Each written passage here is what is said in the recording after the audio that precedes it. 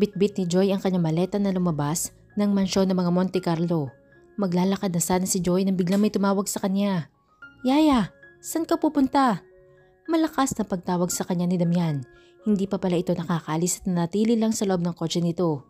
Hindi rin kilala ni Joy ang kotse dahil hindi na to ang kotseng laging gamit ni Damian. Ibinaba din ni Joy ang mga dala niya upang kausapin si Damian. Damian anak, sabihin mo sa akin, paano mo naging asawa si Jermaine? Naguguluhang tanong ni Joy kay Damian.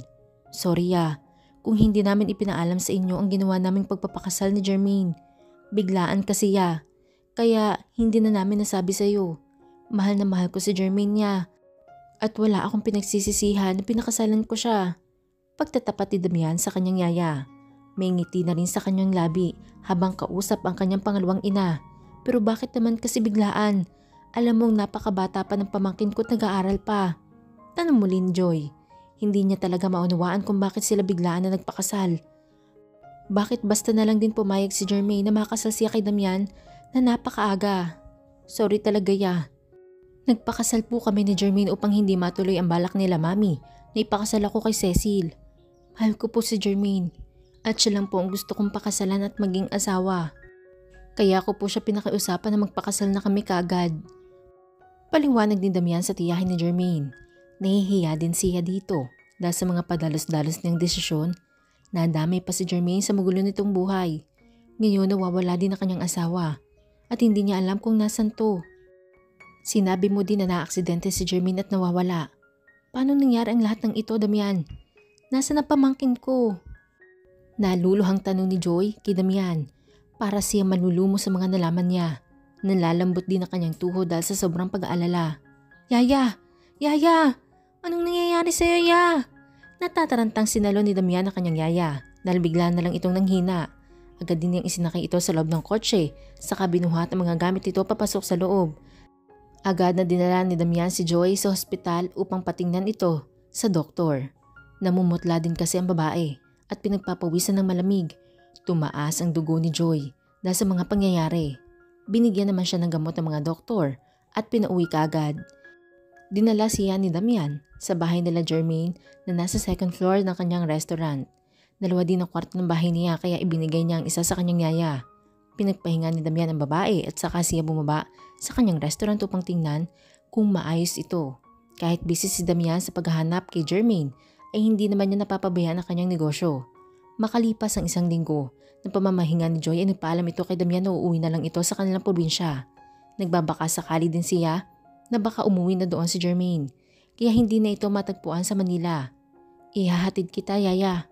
Gusto ko rin malaman kung nandun nga si Jermaine. Gusto ko rin po na makausap ang nanay niya. Wika ni Damian. Sumang-ayon naman si Joy at agad silang nagbiyahe patungong probinsya. Tanghali na nang nakarating si Damian sa lugar nila Jermaine. Malubak din ang daan papasok sa baryo kung saan nakatira si Jermaine noon. Pagdating nila sa bahay nila Jermaine ay sarado ito. Sinubukan pa ni Joy na buksan ang pinto ngunit nakalak ito. Wala ding nagbubukas kahit kinakatok nila ang pinto ng napakalakas. Pauwi naman ang kapitbahay nila Jermaine at kasama din na nagtitinda sa palengke. Napansin nito may magarang sasakyan na nakaparada sa tapat ng bahay ng kanyang kumare na si Emelia, ang nanay ni Jermaine. Kaya pinara na niya ang tricycle na kanyang sinasakyan at bumaba siya sa tapat ng bahay ni Emelia. Magandang araw po, sino po kayo at bakit kayo nandyan sa harap ng bahay ni Maring Emelia? Wika ng babae sa dalawang tao na patuloy na kinakatok ang pinto ng bahay. Agad naman na lumingon si Joy sa nagsalita. Ay Marlene, ako ito, ang Joy mo. Alam mo ba kung nasaan ang kapatid ko at ang anak niya na si Jermaine? Biglang nagliwanag ang mukha ni Joy na makita si Marlene na kapitbahay nila. Ate Joy! Naku ate, pasensya ka na't hindi kita nakilala. Kumusta na? Naku ang ganda mo pa rin ate kahit may edad ka na. Tuwang-tuwa na pagbati ni Marlene kay Joy. Heto wala pa ring asawa. Sagot naman ni Joy sa babae. Tumawa naman ang babae sa kanyang sinabi. Hindi ito naniniwalang walang asawa si Joy dahil maganda ito. Naku ate sa ganda mong yan, wala ka pang asawa pero ang gwapo ng anak mo ha. Natutuwang wika ni Marlene na ang tinutukoy nitong anak ay si Damian. Alaga ko itong kasama ko, anak ng amo ko sa Manila. Magap naman ang sagot ni Joy. Akala ko anak mo ay ate. Bago ko makalimutan, ibinilin pala sa akin ni Emelia ang bahay niyo. Sa akin niya iniwan ang susi at pinabibigay sa iyo kapag umuwi ka na dito sa atin. Sandali atit, kukunin ko ang susi ng bahay niyo. Iniwan ko kasi sa bahay kasama din inhabilin ang pwesto niya sa palengke. Sayang ang pwesto kasi napakaraming suki ni Melia ng isda at lagi siyang hinahanap ng kanyang mga suki sa palengke. Pagdadaldal ni Marlene kay Joy. Sandali, nasan ba ang kapatid ko? Nagtatakang tanong ni Joy sa babae. Merong sumundo sa kanya nung nakaraang linggo ate. 2 magagarang sasakyan ang dumating dito at sinundo siya. Mukhang ang balisa noon si Melia at mukhang napakalaki ng problema. Pero wala naman siyang sinabi sa akin. Basta iniwan niya lang ang susi ng bahay niyo at ibinili na ibigay ko sa iyo kapag umuwi ka dito. Mabang sagot ni Marlene saka mabilis na naglakad pa uwi upang kunin ang susi ng bahay ni na Joy. Nagtataka naman si Joy na sinundan ng tingin si Marlene. Hindi rin niya maisip kung sino ang pwedeng sumundo sa kapatid niya na may magarang sasakyan. Yaya, hindi kaya si Jermaine ang pinuntahan ng kapatid niyo? Wala sa sariling tanong ni Damian sa kanyang yaya. Sana nga Damian, sana nga. Sagot ni Joy at saka nagbuntong hininga. Hindi muna umuwi si Damian sa Manila. Gusto muna niya mag-isip at makapagpahinga kahit sandali. Sa kwarto ni Jermaine siya natutulog. Lagi din niya pinagmamasdan ang mga larawan ni Jermaine na nakadisplay sa wall ng kwarto ng dalaga. Kahit simple lang ang ayos ng kwarto ay maganda naman itong tingnan. Puro pink ang kulay ng mga damit ni Jermaine. Pati bedsheet at unan hanggang sa kumot at kortina, kulay pink ito. May nakita din si Damian ng mga sketch ni Jermaine. Magaganda mga ito at kakaiba din ng mga design. May ilang handmade bag din siyang nakita at katulad ito ng bag na napulit niya noon at pinakatago-tago niya ito sa kanyang opisina.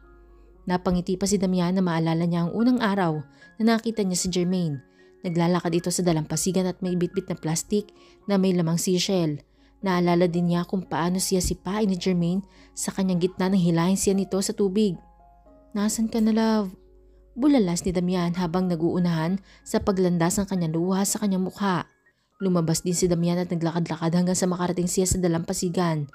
Malapit lang ang dagat sa bahay nila Jermaine. Matagal na umupo si Damian sa tabing dagat. Nakatingin lang siya sa dagat habang hawak ang isang larawan ni Jermaine. Hindi rin malaman ni Damian kung saan pa niya hahanapin ng kanyang asawa. Jermaine! Malakas na sigaw ni Damian habang sinusuntok ang hangin. Tila isang baliw na nakikipag-away sa hangin. Dahil sa ginawa nitong pagpapakawala ng malakas na suntok at sipa, nagtalsikan din ang buhangin na sinisipa niya. Nang mapagod siya sa kanyang ginagawa, ay paluhod siyang humagulhol ng iyak at tinawag si Jermaine. Balik ni Damian sa bahay ay kinausap naman niya ang kanyang yaya Joy. Dahil may naisip siya magandang negosyo sa lugar at gusto niya itong simulan kaagad. Yaya, gusto ko po magpatayo ng negosyo dito sa lugar ninyo. Magpapatayo ako dito ng paggawaan ng mga handmade bags and souvenir items na gawa sa mga seashells. Parang mga gawa ni Jermaine noon na tinitinda niya sa mga turista dito sa lugar ninyo. Paalam ni Damian kay Joy. Magandang idea yan anak, pero anong klaseng bag ang ipapagawa mo? Tanong ni Joy dahil hindi niya maisip kung anong klaseng bag ito. Agad naman na tumayo si Damian at kinuha mga bag at souvenir na gawa noon ni Jermaine. Ipinakita niya mga ito kay Joy. Ang gaganda naman ng mga ito. Saan mo ba ito nakuha? Wika ni Joy habang pinagmamasdan ang mga bag at pang-display na nasa harapan niya. Mga gawa iyan ni Jermaine niya. Ito ang mga itinitinda niya noon sa resort na malapit dito. Gusto kong gawin itong negosyo para kay Jermaine. Gusto kong iregalo ito sa kanyang pagbalik niya. Wika ni Damian kahit hindi niya alam kung may Jermaine pa bang babalik. Pero gusto pa rin niyang paghanda ng pagbabalik nito kung kailan ay hindi niya alam. Dahil naglaho na lang bigla ang kanyang asawa na parang bula. Makalipas ang 3 araw na pananatili ni Damian sa bahay nila Jermaine ay napagpasyahan niyang muling bumalik sa Manila.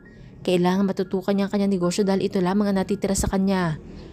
Nawala na ang lahat sa kanya pati ang kanyang asawa. Kaya hindi niya hayaang mawala din ang kanyang negosyo na naipatayo niya galing sa sarili niyang pagsisikap.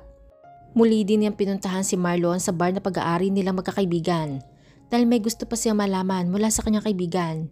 Dude, kumusta na? May balita na ba kay Jermaine? Bungad sa kanya ni Marlon. Tumayo din ito mula sa kanyang upuan. Hello dude, patuloy pa rin sa paghahanap sa kanya. Napuntahan ko na rin ang probinsya nila pero wala siya doon. Pero umalis daw ang nanay niya at sumama sa mga taong sakay ng magagarang kotse. Malakas ang kutob kung si Jermaine ang pinuntahan ng nanay niya dude. Wika ni Damian, nagsalin din siya ng alak mula sa bar counter nila sa loob ng opisina. Kung alam ng nanay niya kung nasan siya, ibig sabihin ligtas si Jermaine dude. Kung sino man ang taong tumulong kay Jermaine, nakatitiyak akong kilala ito ng nanay ni Jermaine. Hindi naman siguro siya pupuntahan at isasama kung hindi nila kilala ang nanay niya, sagot ni Marlon. Napapitik ito ng daliri sa kamay dahil sa naisip. Bakit hindi man lang nila ako tinawagan? Ako ang asawa ni Jermaine. Dude, bakit hindi ako kinokontak ni Jermaine? Puno ng hinanakit at tanong ni Damian sa kaibigan. Hindi ko rin nasasagot ang tanong mo, dude. Tanging si Jermaine lang makakasagot niyan. Sagot ni Marlon sa kaibigan. Kahit gusto niyang tulungan ito ngunit wala din siya magagawa. Si Hart, baka may alam ang utol mo, dude, sa kinaroroonan ng asawa ko. Tanong ni Damian sa kaibigan. Alam niya matalik na magkaibigan si Jermaine at Hart. Kaya nagbabaka sakali siyang may alam si Hart sa kinaroroonan ni Jermaine. Wala na dito sa bansa ang utol ko, dude. Sa Paris na siya nag-aaral. Ewan ko ba sa brat na iyon kung ano ang nakapagpabago ng isip niya at biglang tinanggap ang alok nila Tita Pia doon na mag-aral. Dati naman ayaw na ayaw niya malayo dito. Dahil dito nagagawa niya ang mga kalokohan niya. Katulad na lang ng pagpapanggap na mahirap.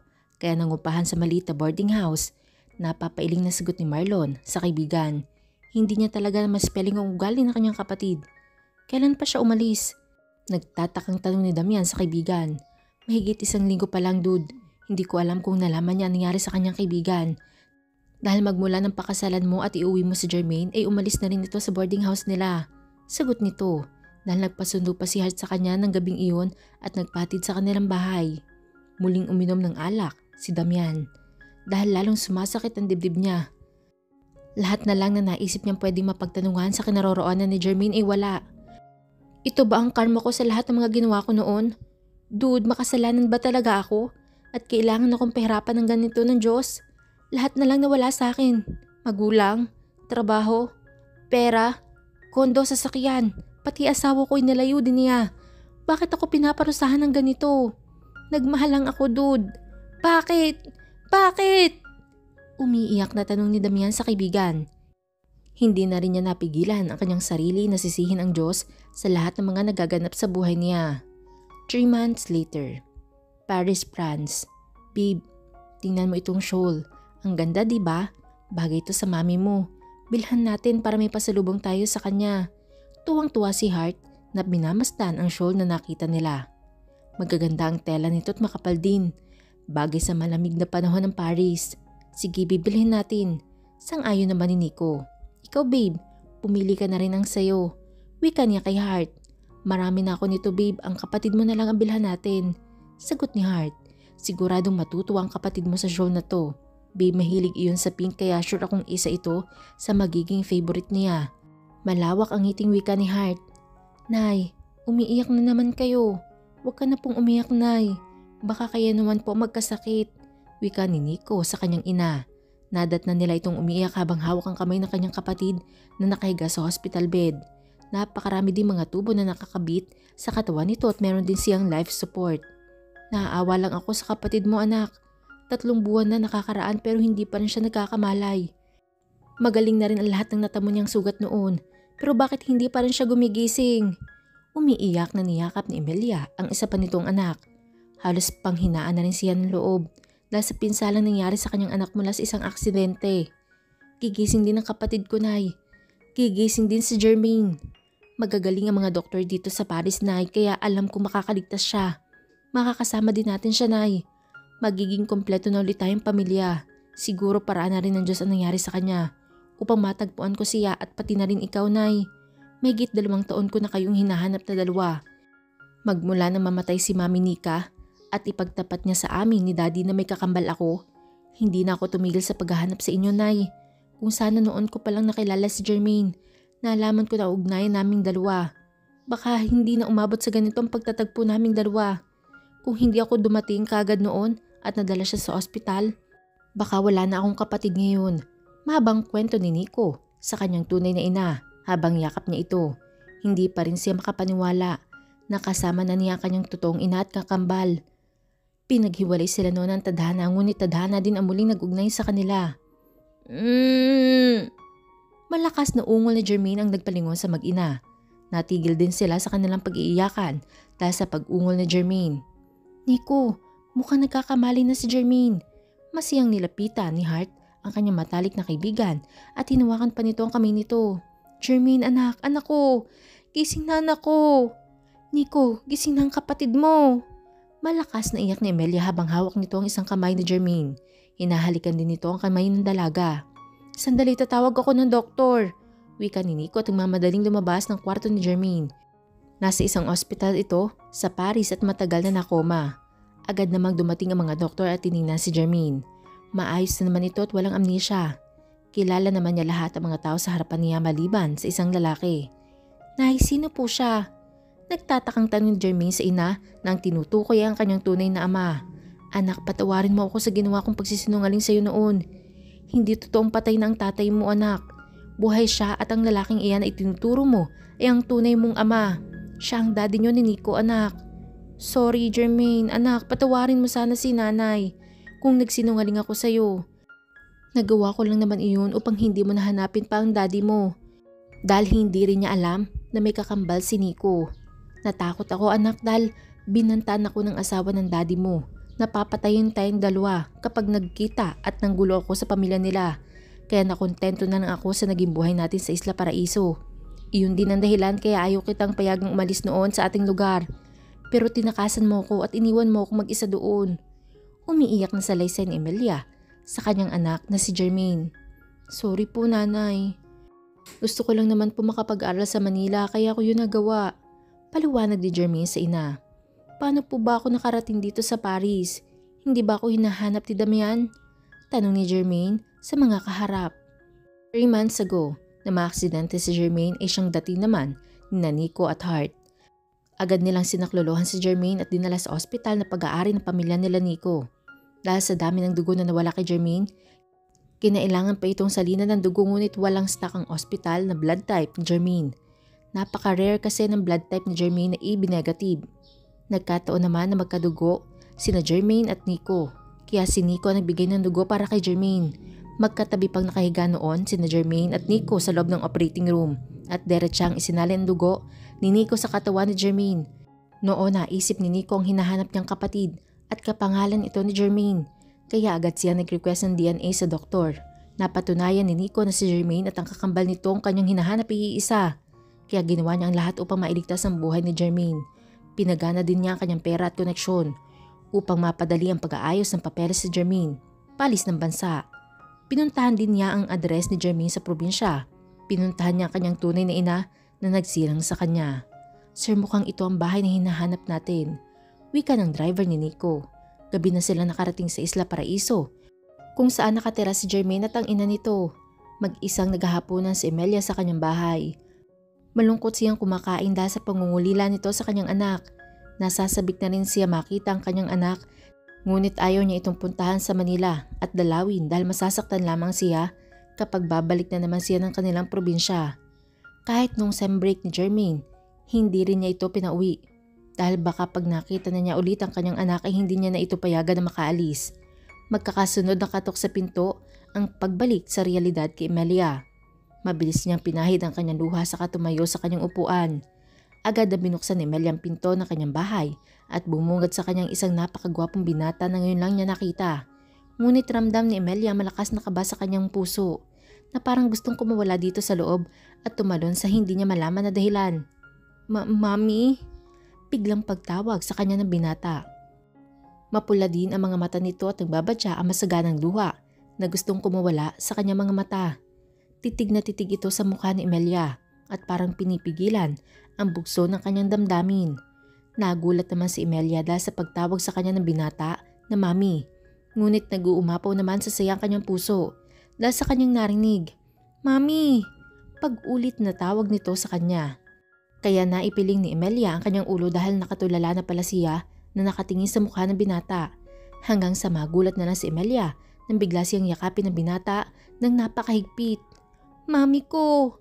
Ako po itong anak mo, ang kakambal ni Jermaine. Umiiyak na wika ng binata habang mahigpit na yakap ang kanyang tunay na ina.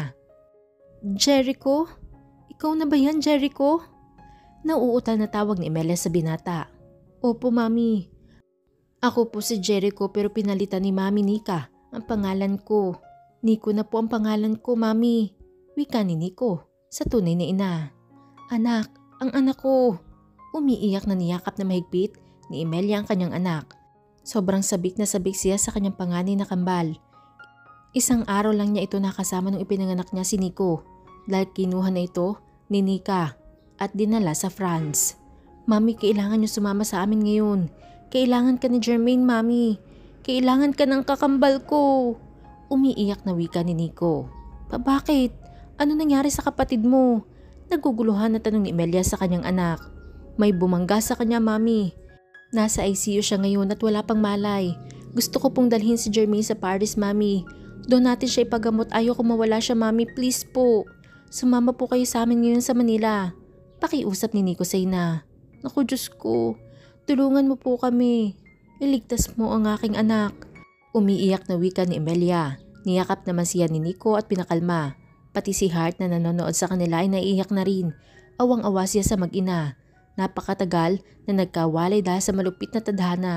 Mami, magbihis ka na po, talis na tayo. Pagmamadali ni Nico sa ina. Agad naman na kumilos si Emilia. Nag-empake siya ng ilang mga gamit niya at kinuha din niya ang perang ipon niya at saka sila nagmamadaling umalis. Dumaan lang siya sa kumari niya upang iwanan ang susi ng bahay niya para ibigay sa kanyang ate Joy kapag umuwi ito. Halos manlambot naman si Emilia dahil sa mga narinig niyang sinabi ni Nico. Habang lula ng sasakyan ay nakwento ni Nico sa kanyang ina tungkol sa mga nangyari kay Jermaine sa Manila. Pati ang maagang pag-aasawa ni Jermaine ay sinabi din ni Nico. Hindi rin siya makapaniwalang hahanapin siya ng kanyang isang anak na napakatagal ng panahon na hindi niya nakita. Dahil sa pangangailangan na malaking halaga noon ni Emilia upang ipagamot ng kanyang ama na noon ay may malubhang karamdaman, pumayag si Emilia na maging baby maker ng mag-asawang mayaman na kanyang pinaglingkuran. Kapalit na napakalaking halaga na ibibigay sa kanya ni Nika. Sa natural na paraan din nabuo sina Jermaine at Nico dahil isang buwan siyang nakisama sa ama nila, Jermaine at Nico, na amo mismo ni Emilia. Nang masiguro ni Nika na buntis na si Emilia ay agad nitong pinaglayo sina Emilia at ang asawa nito. Dinala ni Nika ang kanyang asawa sa France at doon sila nanirahan. Naiwan si Emilia sa pangangalaga ng doktor na nagpaanak sa kanya.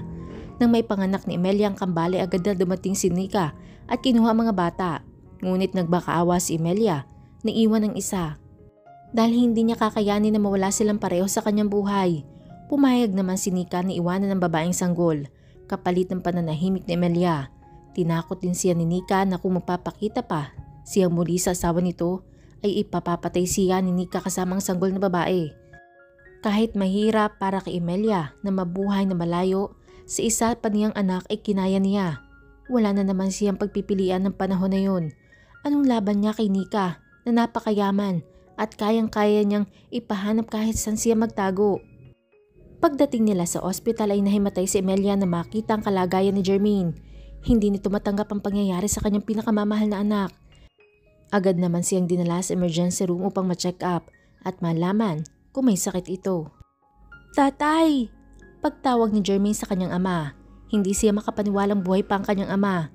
Kay tagal niyang pinangarap na magkaroon ng ama. Lagi din siyang naiinggit noon sa mga kalaro niya na may mga tatay. Wala man lang siyang matawag na tatay kapag may umaaway sa kanya noon. Dalambong akala niya ipatay na kanyang ama. Jermaine anak, patawarin mo ko anak. Dahil naging duwag ako noon ay paglaban ng nanay mo. Kung hindi sana ako naging sunod-sunuran sa asawa ko, baka hindi kayo naghirap ng nanay mo. Hindi sana tayo nagkahiwa-hiwalay. Puno ng pananabik na niyakap ni James sa kanyang anak. Napakatagal na niya itong pinangarap na makita at makayakap. Magmula nang ipagtapat sa kanya ni Nika ang lahat, bago ito tuluyang nagpaalam sa mundo. Mahigit 2 taon din niyang pinahanap si Emilia noon ngunit walang makapagsabi kung nasan ito. Tay, tatay ko. Akala ko hanggang pangarap na lang na makayakap ko kayo, tay. Kung panaginip man ito, ayoko na pong magising. Humihikbing wika ni Jermaine habang mahigpit na nakayakap sa kanyang ama. Hindi ka nananaginip anak. Totoo ang lahat ng ito. Magkakasama na tayo ngayon at hindi na magkakahiwa-hiwalay pa. Babawi tayo sa isa't isa at pupuna ng mga taon na nakalipas na malayo tayo sa isa't isa. Mahal na mahal kita anak. Bubuuin ulit natin ang ating pamilya, Jermaine. Magpapakasal na kami ng nanay mo. Hinihintay ka lang namin na magising anak. Dahil alam namin na magiging masaya kapag muli tayong nabuo. Wika ng kanyang ama habang hinahaplos ang kanyang mukha. Tatay, nanay, sorry po pala. Kasi nagpakasal ako na hindi nagpapaalam sa inyong dalawa. Nag-asawa po ako ng maaga, kahit alam kong napakabata ko pa. Mahal ko po si Damian, Nay. Mahal na mahal ko po siya. Pagtatapat ni Jermaine sa magulang, bigla ding sumakit ang kanyang puso dahil bigla niya naalala si Damian. Namimiss na niya ang kanyang mapagmahal na asawa. Naisip din niya ito kung kumusta na kaya si Damian. Naaalala din kaya siya ng kanyang asawa? Kumusta na kaya si Damian? Baka hinahanap na ako ng asawa ko. Nababalis ang wika ni Jermaine. Hindi rin niya mapigilan ang kanyang luha sa pag-agos. Anak, huwag mo nang isipin ang asawa mo. Alam na namin ang lahat dahil naikwento na sa amin lahat ni Hart ang mga nangyari sa iyo sa Manila. Pero anak, pwede bang sa pagkakataon na ito? Kami naman ang pakinggan mo. Gusto namin na ayusin mo muna ang sarili mo, ang buhay mo. Hindi ka na mag-isa ngayon, anak. Isipin mo kinabukasan mo at magiging anak mo. Ang batang dinadala mo ang isipin mo, Jermaine, anak. Kapag naisilang mo na siya, magpatuloy ka ng pag-aaral at kapag nakatapos ka na, saka mo balikan si Damian. Pakiusap ni Emilia sa kanyang anak habang hinaplos nito ang mukha ni Jermaine. Anong sabi niyo, Nay? Buntis ako? Hindi makapaniwalang tanong ni Jermaine sa ina. Tama ang narinig mo, sis. 3 buwan na ang tiyan mo. Mabuti na lang, hindi siya nawala nung nabangga ka at naoperahan. Kailangan mong manatili muna dito sa Paris upang maging maligtas kayo na magiging anak mo. Anak niyo ni Damian. Hanggat hindi pa nahuli ang may kagagawa ng pagbangga sa iyo, hindi ka ligtas sa Pilipinas. Malakas ang kutob kung may kinalaman ng magulang ni Damian sa nangyari sa iyo. Maaari din na ang babaeng dapat napakasalan ni Damian ang may gawa. Kung bigla ka magpakita kay Damian ngayon, siguradong babalikan ka nila at madadamay pati ang anak ninyo. Wika ni Nico sa kanyang kapatid. Nag-aalala siyang muli, mapahamak si Jermaine at madami ang sanggol na dinadala nito. Masakit man para kay Jermaine ang malayo kay Damian ngunit ayaw din niya masaktan ng kanyang anak. Hinaplos si Jermaine ang kanyang tiyan at doon niya napagtanto na may umbok na pala ito. Napaluha si Jermaine dahil sa kanyang nararamdaman. Ina na rin siya ngayon at ilang buwan na lang masisilayan niya ang bunga ng pagmamahalan nila ni Damian. Muli po, sabay-sabay po nating abangan ang susunod na kabanata. Maraming salamat po.